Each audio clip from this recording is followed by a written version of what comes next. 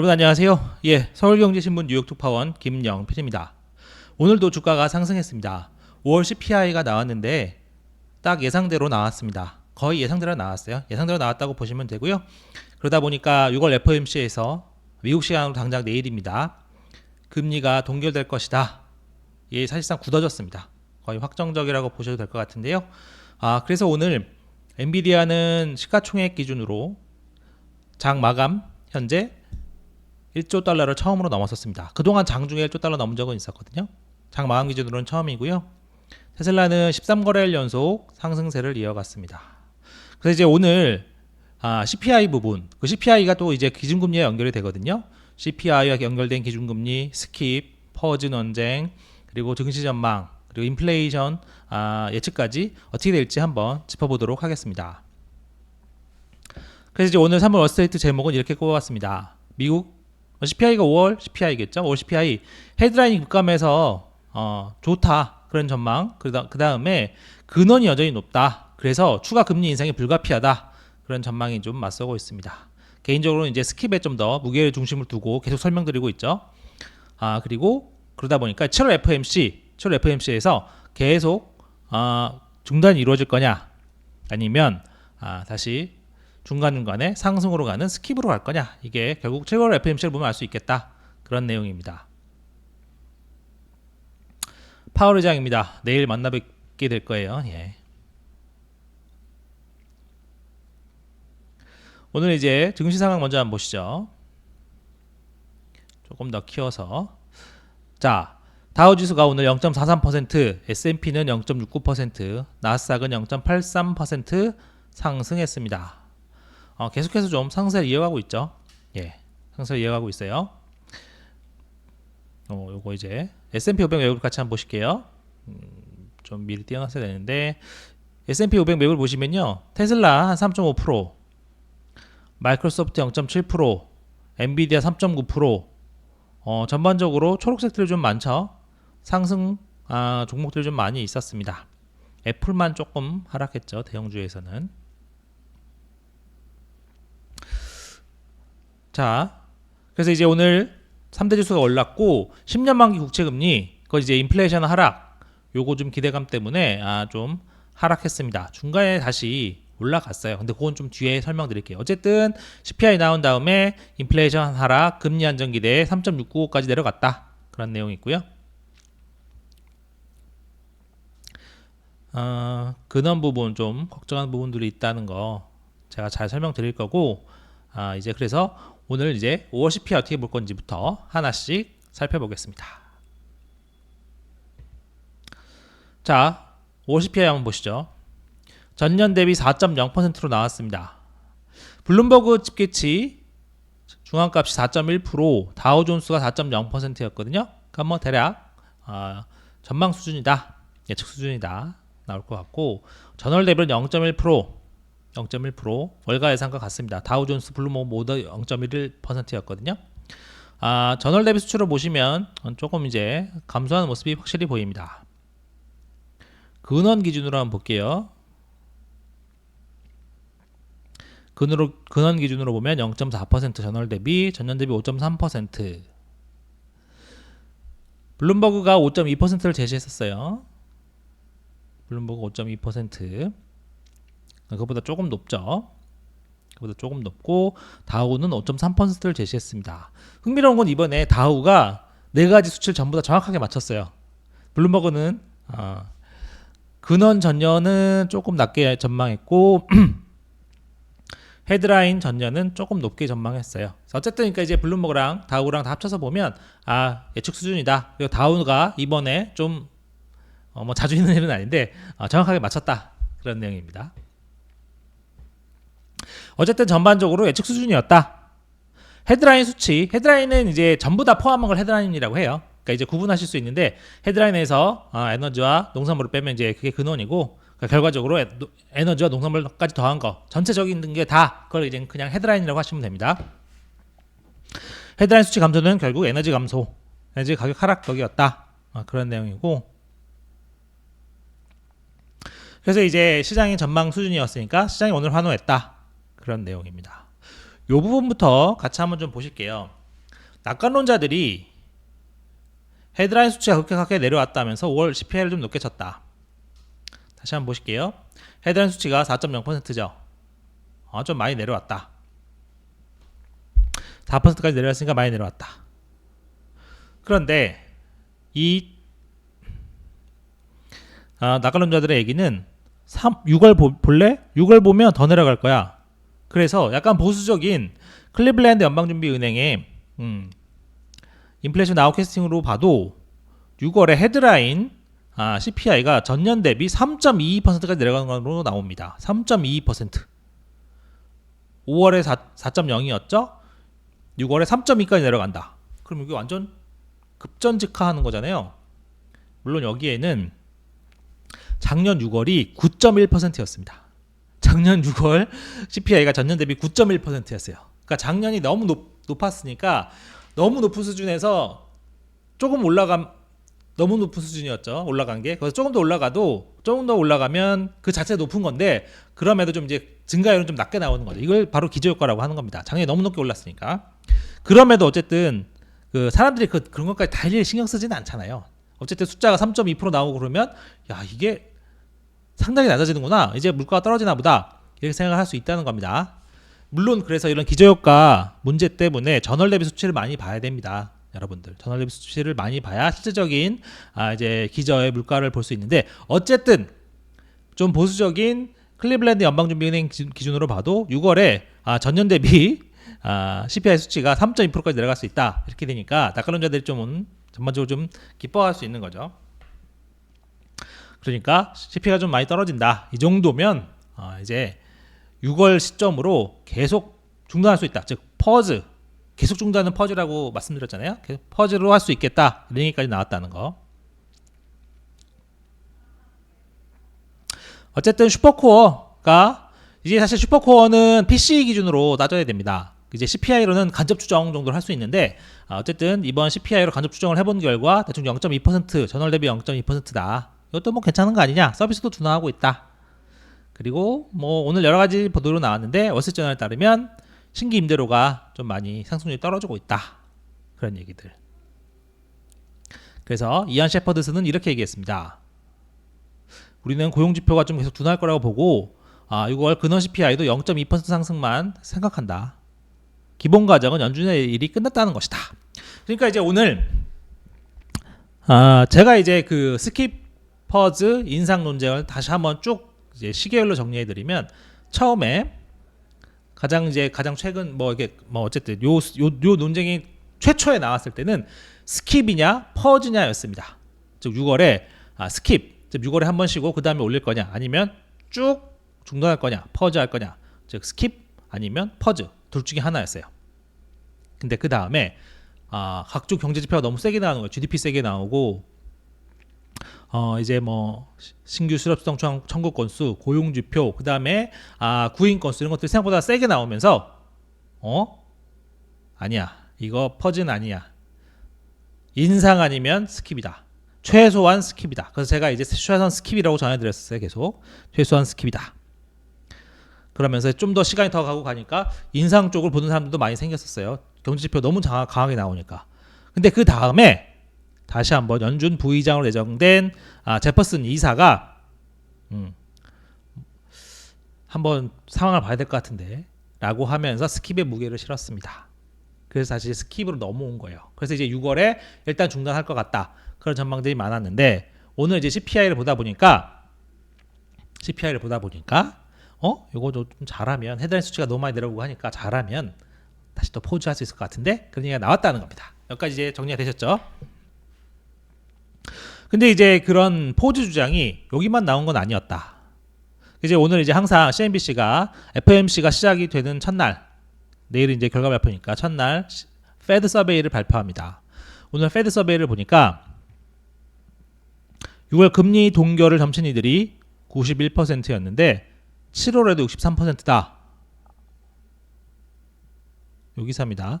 6월에 이제 페드 서베이상 금리 동결은 91%인데 7월에도 상당수 절반 이상 넘는 사람들이 금리 동결을 생각했다. 중요한 그 이후에요. 9월과 11월에도 금리 변동이 없을 거라는 예측이 80%, 12월에도 71%다. 이 얘기는 어쨌든 최소한 60% 이상 사람들이 올해 금리 인상이 없다는 거잖아요. 없다는 거죠. 이 얘기는 계속해서 금리가 동결될 거라는 뜻입니다. 그러니까 오늘 CPI 나오고 일부에서 금리 동결, 계속 동결, 즉 포즈 가능하다 이런 얘기가 나왔는데 그게 몇 명 사람들의 얘기뿐만 아니라 어쨌든 그 사람들이 이제 CNBC 풀에 들어가실 수도 있는데 어쨌든 CNBC Fed 서베이상에서도 쭉 동결로 조사가 됐다. 그런 내용들이에요. 어쨌든 소수는 아니고 다수라는 얘기겠죠. 그러니까 이제 그런 거죠. 6월에 일단 넘어가 스킵했어요. 7월에 눈치 봐서 스킵. 이걸 또 이제 더블 스킵이라고 표현하기도 하더라고요. 더블 스킵을 하면 9월에는 이제 경제 지표가 새로 나오잖아요. 전망도 새로 하니까 두 번 건널뛸 수 있으면 9월에는 새로 이제 평가를 하면서 9월쯤 되면 결과적으로는 이때가 두 번 건너뛰고 9월이 되면 쭉 동결할 거야. 이런 생각이 바탕에 깔려 있는 거죠. 어쨌든 추가로 CNBC 조사상 최종 금리에 간 다음에 그 유지 기간이 7.7개월이라고 해요. 조사한 결과. 그럼 자 보시죠. 6월에 어쨌든 그 동결한 다음에 쭉 동결이라고 했잖아요. 그러면 거기다 7.7개월을 더하면 뭐 반년이 좀 더하는 거니까 그럼 내년 초에는 금리 인하 가능하다는 얘기입니다. 결과적으로는 이게 뉴욕 연방준비은행 총재의 생각과 비슷하죠. 연말까지는 쭉 가고 내년 초에 금리 내려간다라고 봤던 뉴욕 연방준비은행 총재의 생각과 비슷하기도 합니다. 어쨌든 이제 피터 부크만은 이렇게 얘기했습니다. 파월 의장이 기자회견장에서 터프하게 말하겠지만 금리 인상은 끝났다. 이 부분도 한번 이제 고민의 대상인데 예를 들면 그런 거죠. 파월이 내일 그 세게 얘기할 거는 뭐 거의 확실합니다. 어쨌든 최소한 금리는 동결하겠지만 인플레이션 문제가 있기 때문에 그 인플레이 문제가 뭐 다시 생기면 다시 금리 인상할 수 있어. 이렇게는 최소한 얘기하겠죠. 그렇게는 얘기할 겁니다. 동결이라고 얘기하지는 않을 거예요. 앞으로 쭉 동결할 거야. 이렇게까지는 얘기하지는 않을 겁니다. 좀 이렇게 그러면서 좀 매파적 요인을 보일 텐데 근데 이제 피터 부크바 얘기는 그렇게 얘기해도 그거에 속지 말라는 거죠. 그냥 그거 심리 관리하려고 그러는 거야. 속지 마. 쭉 동결이야. 이렇게 얘기하는 거죠. 근데 여러분들 저는 이제 그렇게 생각합니다. 아직 근데 인플레이션이 너무 높아. 특히 근원 물가가 높고 그래서 제가 이제 계속 스킵 부분 말씀드렸던 거죠. 제가 이제 스킵 부분 말씀드렸을 때는 은행 부분 리스크가 있기 때문에 은행 부분 리스크를 좀 봐야 된다. 은행 부분 리스크를 봐야 되고 그게 이제 그래서 어떻게 될지 모르기 때문에 이거는 건너뛰고 그걸 좀 상황을 본 다음에 자료를 더 본 다음에 7월에는 어쨌든 물가가 좀 너무 높기 때문에 일단 인상할 거다. 7월 인상할 건데 그 이후에 하반기부터 본격적으로 그 신용규칙 부분이 나타나면 물가 둔화 부분 더 나올 수 있고 경기가 더 많이 둔화할 수 있다. 그래서 저는 이제 침체할 가능성이 여전히 좀 있다. 상대적으로 높다 이렇게 보는 거였고요. 그럼에도 이제 물가 부분이 있기 때문에 최소한 한 번 정도는 더 올릴 수 있지 않겠느냐 이렇게 판단을 했던 겁니다. 실제로 오늘도 나타났지만 근원 물가가 너무 높아요. 같이 한번 보실게요. 이게 근원 물가 기준이거든요. 이게 작년 12월부터입니다. 한 번, 두 번, 세 번, 네 번, 다섯 번, 여섯 번. 6번 연속 0.4%를 넘어섰어요. 그중에 한 번 0.5도 있었고요. 0.4% 기준은 연율 기준으로 단순 계산하면 4.8%, 5%에 가까운 숫자가 나오는 겁니다. 근원 물가가 이렇게 5% 나오는데 이게 뭐 일이 다 끝났다고 볼 수 있느냐. 한 번 정도 더, 최소 한 번 이상은 더 올려야 되지 않겠느냐. 그래서 이제 로저 퍼거슨 같은 사람들은 제가 설명드렸지만 두 번까지도 올릴 수 있다. 이렇게 얘기를 했다는 거고요. 그래서 기본적으로 저는 스킵 쪽에 조금 더 무게를 둬야 되지 않겠느냐 이렇게 설명을 드리는 겁니다. 제이슨 퍼먼 하버드 교수 이렇게 얘기했습니다.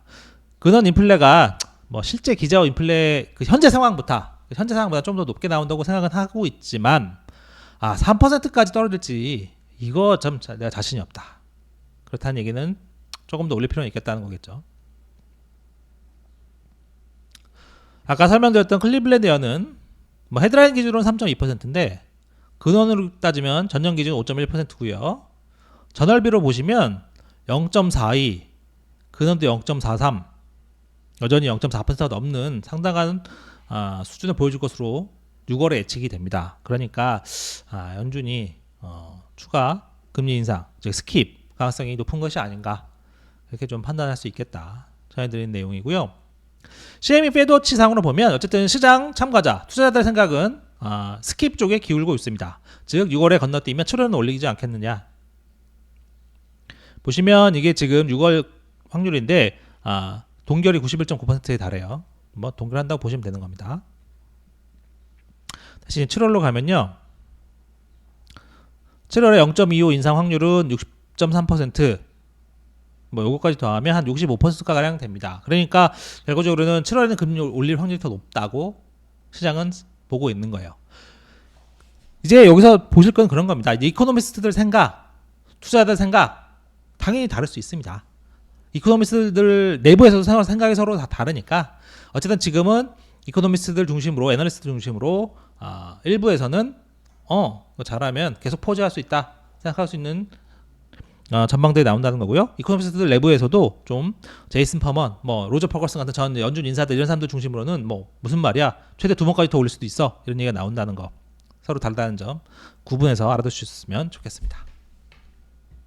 저는 그래서 개인적으로는 항상 전직 연준 출신 인사들 얘기를 조금 더 신뢰하는 편입니다. 왜냐? 연준 내부의 문법 그리고 표현 이런 걸 가장 잘 아는 사람이기 때문에 그래요. 지금 상황도 가장 잘 알 테고요. 그래서 사라 하우스, 웰스파고 수석 이코노미스트도 6개월 연속 근원 물가가 0.4% 이상이다. 연준이 할 일이 좀 더 있다. 근원을 보면 여전히 문제가 있다. 이렇게 얘기를 했습니다.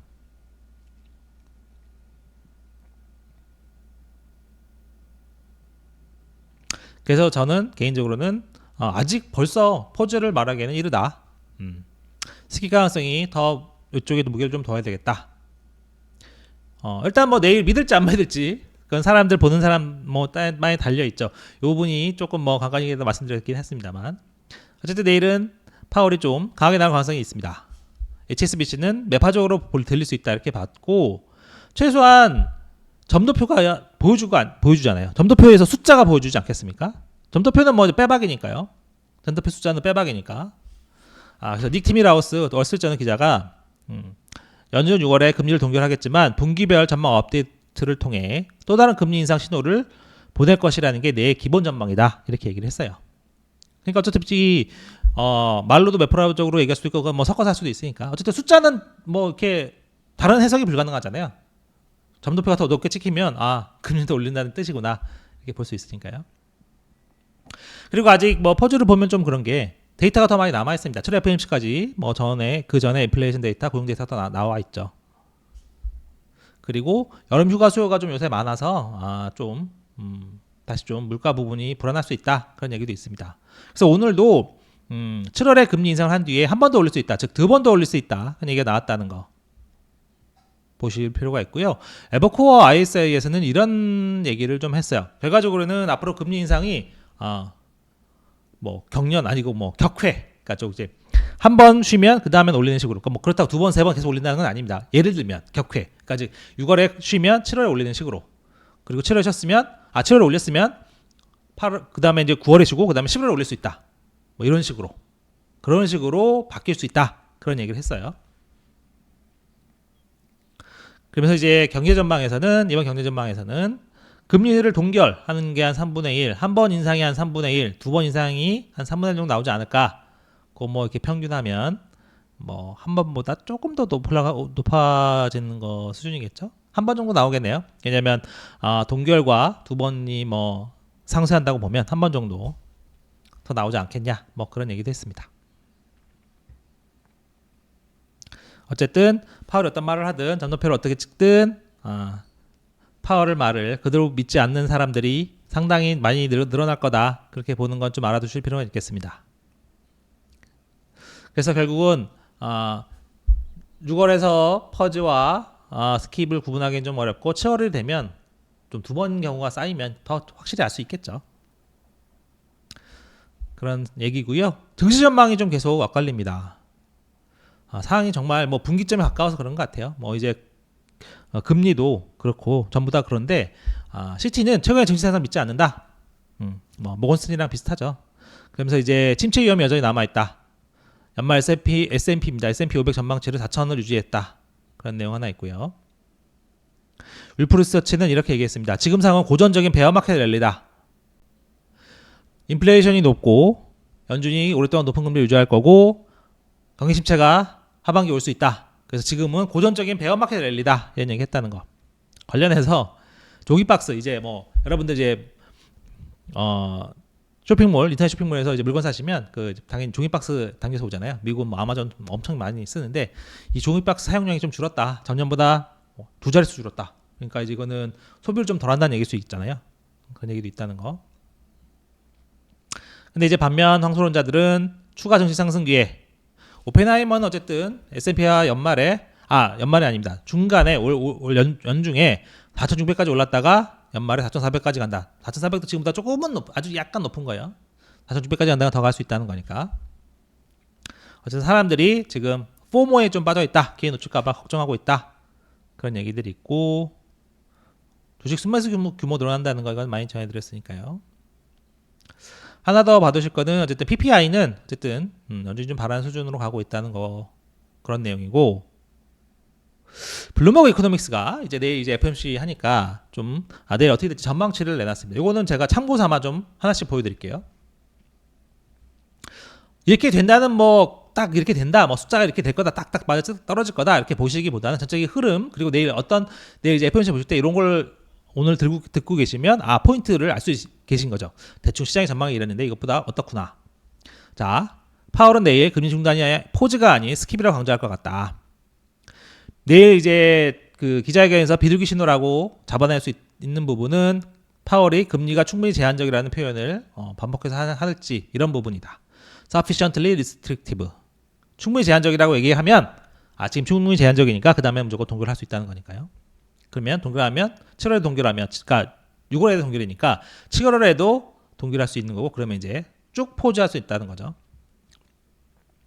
점도표상의 최저금리는 지난번에 3월에 5.1%였거든요. 5.3%까지 올라갈 수 있을 것 같다. 한 1회 정도 추가 인상. 실업률은 떨어진다. 4.5에서 4.3%로 떨어질 것 같다. 연말 기준입니다. 이게 블룸버그 이코노믹스 전망이에요.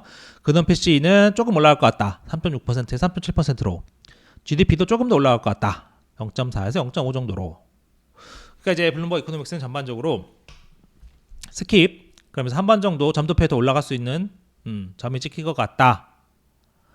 그러면서 비둘기 신호를 여러분들이 찾으려면 충분히 제한적이다 이런 표현이 나오면 시장에는 도움이 될 거다. 근데 이제 블룸버그 이코노믹스도 그런 좀 단서는 조금 달았어요. 7월 FOMC 사이에 경기가 빠르게 둔화하거나 물가 상승률이 급격하게 떨어지면 7월에도 동결할 수 있고 그러면 확실히 포즈로 나아갈 수 있다. 그런 단서를 달긴 했습니다. 어쨌든 그 사이에 데이터가 중요할 텐데 인플레가 근원이 얼마나 빨리 떨어지냐 이런 부분이 있겠죠. 지금은 너무 높아요. 이 정도 가지고는 뭐 쉽게 파워즈라고 얘기할 수 있는 수준은 아닙니다. 그런 내용 이제 잘 봐야 될 것 같아요. 그래서 이제 사실은 내일 이제 드디어 대망의 FOMC죠. 내일 어떻게 나올지. 내일 또 PPI 같은 거 나오니까 PPI도 제가 나오는 대로 바로바로 온라인 기사 그리고 커뮤니티란을 통해서 전해드릴 수 있도록 하겠습니다. 오늘 내용은 이 정도까지고요. 영상이 도움이 되셨다면 꼭 좋아요와 구독, 알림 설정 부탁드리고 내일 방송에서 찾아뵐 수 있도록 하겠습니다. 감사합니다.